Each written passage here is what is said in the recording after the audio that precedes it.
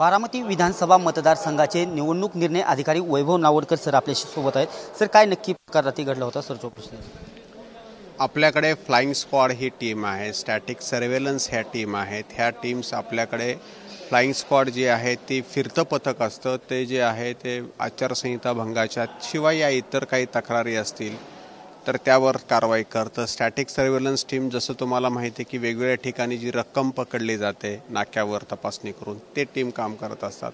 आणि flying squad हे फिरतं पथक असल्याने त्यांच्याकडे ज्या आमच्याकडे तक्रारी प्राप्त होतात त्यानुसार ते कारवाई करतात। काल एक अशीच अनॉनिमस तक्रार आली होती की ह्या ठिकाणी पैसे आहेत, वाटप सुरू आहे, तर आपण त्या ठिकाणी जे शरयू टोयोटो आहे त्या ठिकाणी आपण तपासणी केलेली आहे, त्यात काही आक्षेपार्ह आढळलेलं नाही। परंतु अशी केवळ एकाच बाजूचं असं आपलं नाही आहे, तर त्याच्या आदल्या दिवशीसुद्धा आपण अजित पवार जे कॅन्डिडेट आहेत त्यांचे इलेक्शन एजंट नटराज नाट्य मंदिरात तिथे बसतात, तर त्या ठिकाणची पण आपल्याला तक्रार होती की ह्या ठिकाणी पैशाचं वाटप सुरू आहे। आपण त्या ठिकाणी पण सर्च ऑपरेशन केलं, त्या ठिकाणी पण आपल्या फ्लाइंग स्क्वॉडने व्हिजिट दिली, त्या ठिकाणची तपासणी केली आणि त्या ठिकाणी पण आपल्याला काही आक्षेपार्ह आढळलेलं नाही। एकंदरीत किती ठिकाणी आतापर्यंत तक्रारी आल्या? आपल्याकडे सी विजिलच्या मार्फत सी-विजिलच्या जवळपास आपल्याकडे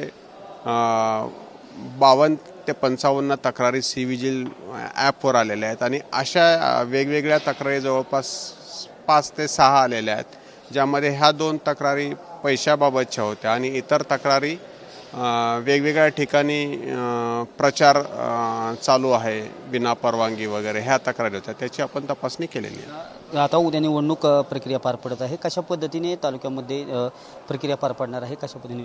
आपल्याकडे 386 बूथ आहेत, 386 बूथवर आपले 386 पथकं आता रवाना होत आहेत। बहुसंख्य पथकं फॉर्म होऊन त्यांनी त्यांचे साहित्य घेऊन काही पथकं रवानासुद्धा झालेली आहेत आणि त्याच ठिकाणी प्रत्येक बूथवर पोलिसांतर्फे प्रत्येक पोलिंग पार्टीसाठी बंदोबस्त दिला गेलेला आहे। यासोबतच आमचे सेक्टर ऑफिसर्स ह्या ठिकाणी आहेत, ते सुद्धा त्या प्रत्येक 10 ते 12 केंद्रांसाठी एक सेक्टर ऑफिसर आहे तो होईल आणि उद्या सकाळी 5:30 वाजताही मॉकपोलला जे आहे ते सुरुवात होईल। 5:30 ते 5:45च्या दरम्यान मॉकपोलची सुरुवात होईल आणि 7 वाजता जी आहे ते मतदानासाठी सुरुवात होईल। माझं एक आव्हान हेच आहे सर्व मतदारांसाठी की त्यांनी त्यांचं फोटो ओळखपत्र, निवडणूक फोटो ओळखपत्र सोबत आणावं। जर निवडणूक फोटो ओळखपत्र नसेल तर इतर पुरावे जसे की आधार, पॅन कार्ड, ड्रायव्हिंग लायसन्स किंवा नरेगाचं जॉब कार्ड ज्यावर फोटो आहे असे पुरावे सोबत आणावेत आणि हे मूळ पुरावे सोबत आणावेत। यासोबतच 200 मीटरच्या परिसरात मोबाईल वापरास बंदीचा आदेश माननीय जिल्हा निवडणूक अधिकारी तथा जिल्हाधिकारी पुणे यांनी दिलेला आहे। त्यामुळे माझं मतदारांना एक आव्हान आहे की त्यांनी मोबाईल आणू नये, कारण बरेच मतदार आपल्या डिजी लॉकरमध्ये माझं आधार कार्ड आहे वगैरे सांगतात आणि विनाकारण थोडासा वादाचे प्रसंग त्या ठिकाणी उद्भवतात। तर माझं मोबाईललाच मतदान केंद्राच्या परिसरात बंदी असल्यामुळे मोबाईल न आणता त्यांनी त्यांचे मूळ ओळखपत्र सोबत आणावेत असं मी आवाहन करतो।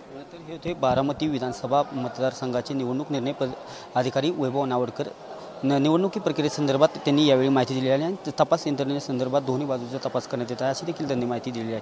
कॅमेरा पर्सन विकी चव्हाणसह मी दीपक कापरे, TV9 मराठी, बारामती।